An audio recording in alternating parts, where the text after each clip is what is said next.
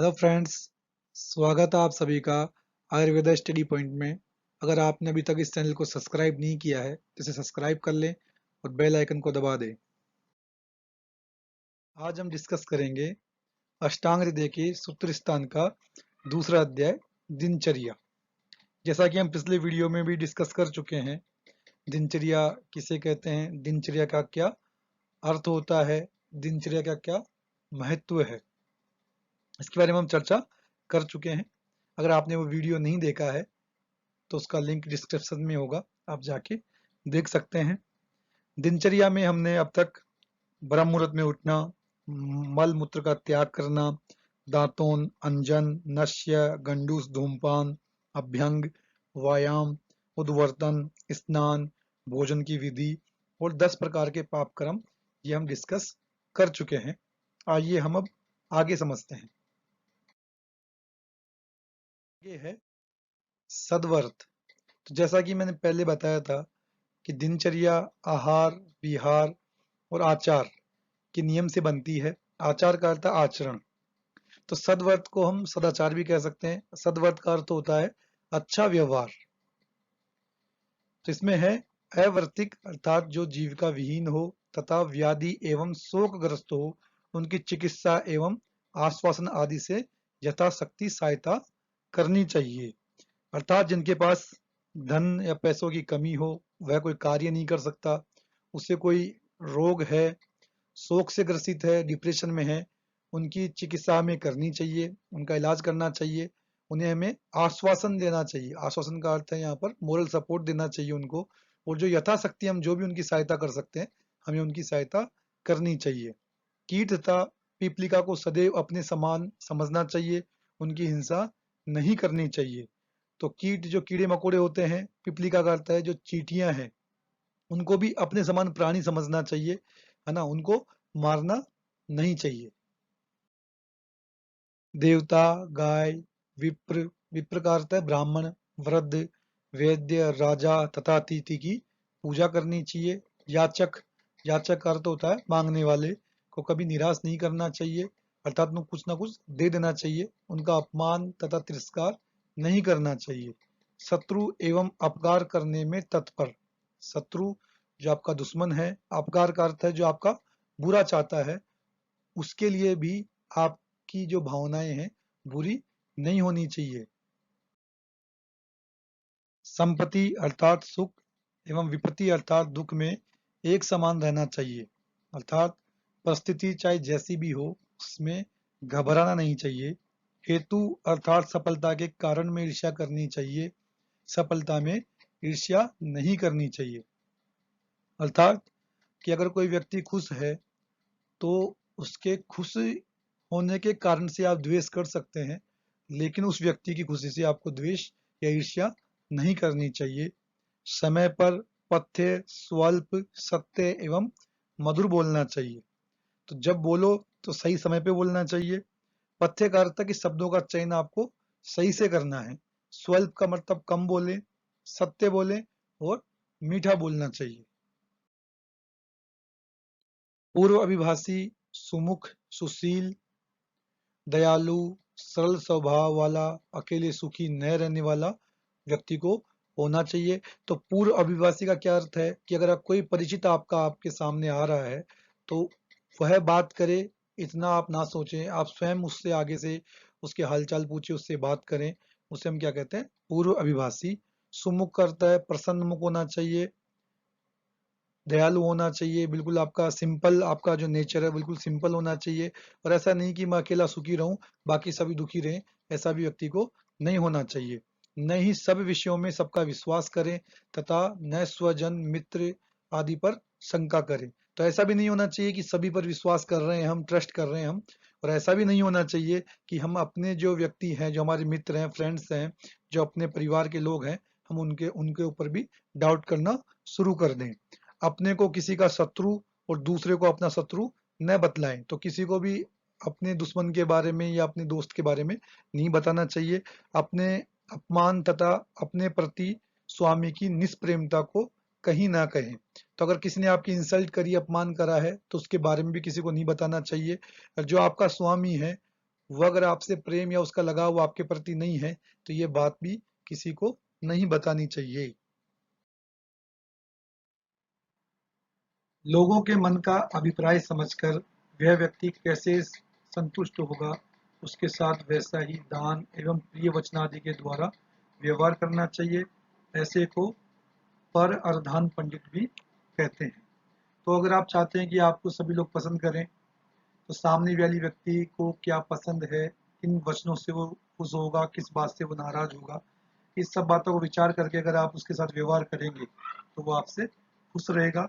इसको हम क्या कहते हैं, पर अर्धान पंडित भी कहते हैं। रसनेन्द्रिय, चक्षु इंद्रिय आदि इंद्रियों को न तो रस रूप आदि विषयों को ग्रहण करने से रोकें और न ही इनको अत्यधिक विलास युक्त बनावे। तो कहने का अर्थ है कि इंद्रियों को ऐसा भी नहीं होना चाहिए कि इंद्रियों को विषय के साथ संयोग नहीं होने दिया जाए, और ऐसा भी नहीं है कि उनकी लती लग जाए, है ना।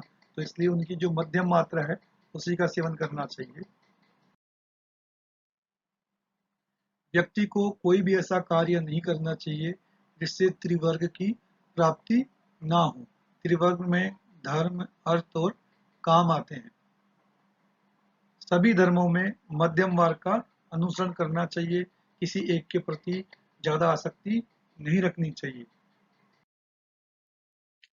रोम, नख, श्मश्रु को अधिक नहीं बढ़ाना चाहिए, अर्थात समय समय पर इनको काटते रहना चाहिए। जो रोम है, जो हमारे शरीर पर जो बाल है, नख का अर्थ होता है जो नाखून है, श्मश्रु जो हमारी दाढ़ी के बाल हैं, पैर एवं मलायन अर्थात जो मल के द्वार हैं जहाँ से मैल बाहर निकलता है, जैसे चक्षु, कर्ण, नासा, मुख, गुद, उपस्थ को साफ स्वच्छ रखना चाहिए।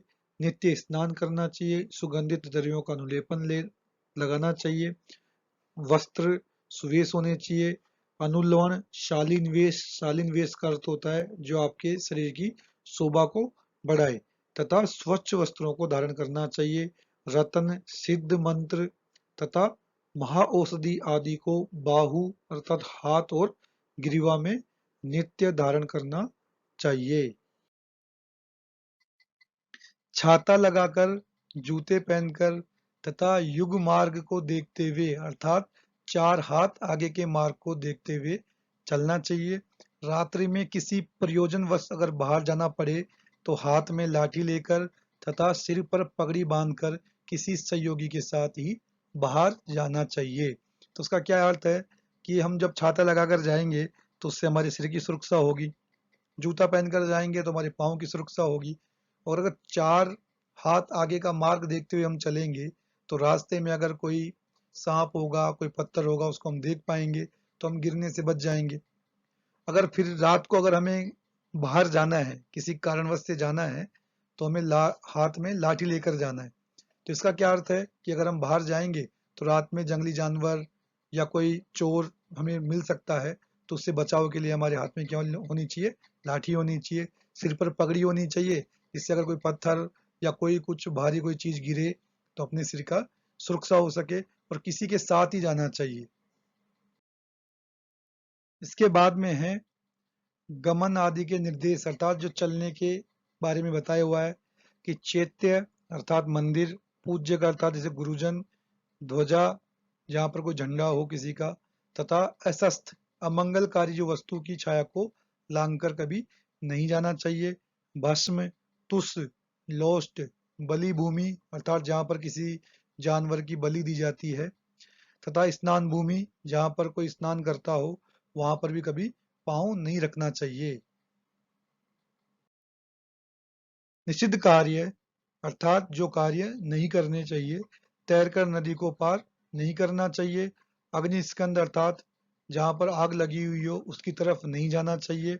शीतल बंधन वाली जर्जर पारगमन में असमर्थ नौका में नहीं बैठना चाहिए। जर्जर का अर्थ है जो पुरानी नौका होगी। विषैले वृक्ष हो, जिस वृक्ष पर कोई देवता रहता हो, भंगूर या खोखला वृक्ष हो, उस पर नहीं चढ़ना चाहिए। और निषिद्ध कार्य है मुख को बिना ढके न छीके, न हंसे और न ही जम्बाई ले। नासिका रंध्रों को अंगुली डालकर कुदेरना नहीं चाहिए। बिना कारण भूमि को अंगुलियों से नहीं खोदना चाहिए। हस्तपाद आदि से विकृत चेष्टाएं नहीं करनी चाहिए। और कार्य है, उत्कट आसन पर अधिक देर तक नहीं बैठना चाहिए। उत्कट आसन, एड़ियों के बल पर जब हम बैठते हैं, उस आसन में ज्यादा देर तक नहीं बैठना चाहिए। शरीर, वाणी एवं मन की चेष्टाओं को थकान होने से पहले ही रोक देना चाहिए। घुटने को बहुत देर तक उठाकर नहीं बैठना चाहिए। रात्रि में वृक्ष के नीचे या ऊपर नहीं रहना चाहिए। रात्रि में चौपाल, चैत्य के समीप, चौराहा, देवग्रह नहीं जाना चाहिए। वध स्थान, निर्जन देश, शून्य ग्रह, शमशान में दिन में भी नहीं जाना चाहिए। अर्थात वध स्थान, निर्जन देश, शून्य ग्रह और शमशान में रात्रि में भी नहीं जाना चाहिए और दिन में भी नहीं जाना चाहिए। सूर्य को एकटक होकर नहीं देखना चाहिए। सिर पर भार लेकर नहीं चलना चाहिए। सूक्ष्म अर्थात बहुत ही छोटी चीज, दीप्त अर्थात चमकीली चीज, अशुचि जो पवित्र न हो, तथा अप्रिय पदार्थों को अनवरत अर्थात लगातार नहीं देखना चाहिए। मद्य का विक्रय, संधान, दान एवं आदान नहीं करना चाहिए। अर्थात मद्य को ना किसी को देना चाहिए, ना उत्पन्न करना चाहिए, ना उसका दान देना चाहिए, ना किसी से लेना चाहिए। पूर्व दिशा की वायु, आतप, रज, तुषार तथा रुक्ष वायु का परित्याग कर देना चाहिए। जो पूर्व दिशा की वायु होगी, आतप का अर्थ होता है धूप, रज का अर्थ होता है धूल, तुषार का अर्थ होता है ओस, इनको क्या कर देना चाहिए, त्याग देना चाहिए। टेढ़ी मेढ़ी स्थिति में होकर शौथु, उद्गार, काश, स्वप्न, अन्न और मैथुन नहीं करना चाहिए, इनका त्याग कर देना चाहिए। नदी के तट पर खड़े होकर वृक्षों की छाया, मदिरापान, व्याल, सर्प तथा विषाण आदि से बचना चाहिए। तो जो नदी के तट पर अगर खड़े होकर, व्याल का अर्थ है जो जंगली जानवर है उनसे बचना चाहिए, सर्प से बचना चाहिए, और जो सींग वाले जानवर है, विषाण का क्या अर्थ है, सींग वाले जो जानवर है उनसे बचना चाहिए। हीन, अभद्र तथा अति निपुण की सेवा तथा उत्तम पुरुष से विग्रह नहीं करना चाहिए। जो व्यक्ति हीन है, अभद्र है और चतुर है, उसकी सेवा नहीं करनी चाहिए। और जो श्रेष्ठ पुरुष है, उत्तम पुरुष है, उनसे विग्रह या झगड़ा नहीं करना चाहिए।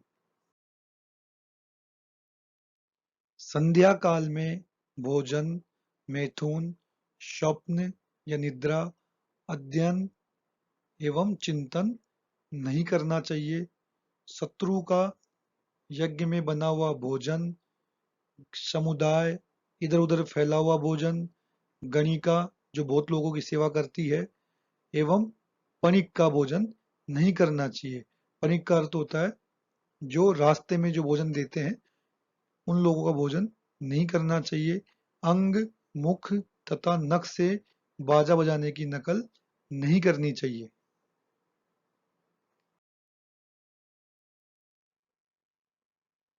हाथ एवं केशों का अवधूनन या कंपन नहीं करना चाहिए। जल, अग्नि एवं पूजनीय जनों के मध्य में गमन नहीं करना चाहिए। शमशान के धूम से दूर रहना चाहिए।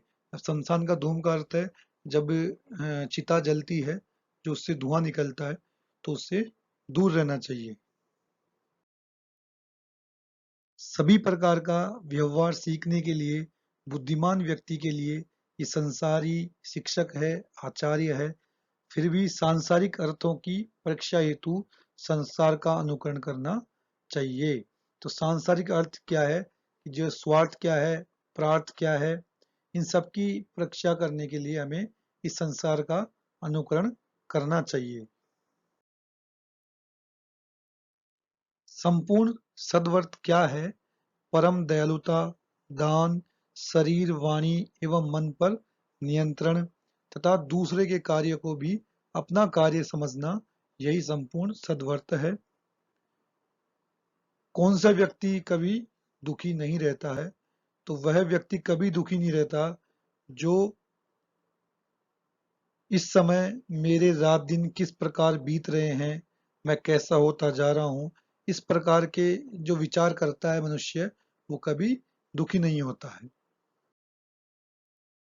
इस प्रकार संक्षेप में सदाचार बता दिया गया है, जिसकी पालना करने पर मनुष्य दीर्घायु, आरोग्य, ऐश्वर्य तथा शाश्वत लोक अर्थात मोक्ष को प्राप्त होता है। तो इस प्रकार से ये टॉपिक कंप्लीट हो गया है। जितनी भी हमने सदवर्थ की चर्चा करी है, यह सामान्य जीवन में हमने ये सारी बातें सुनी हुई है, तो इसे याद करने में भी आसानी रहेगी। उम्मीद करते हैं आपको ये टॉपिक समझ में आया होगा। ये वीडियो अगर आपको पसंद आया हो तो इसे लाइक करें, शेयर करें, कमेंट करें और इस चैनल को सब्सक्राइब करें। Thank you.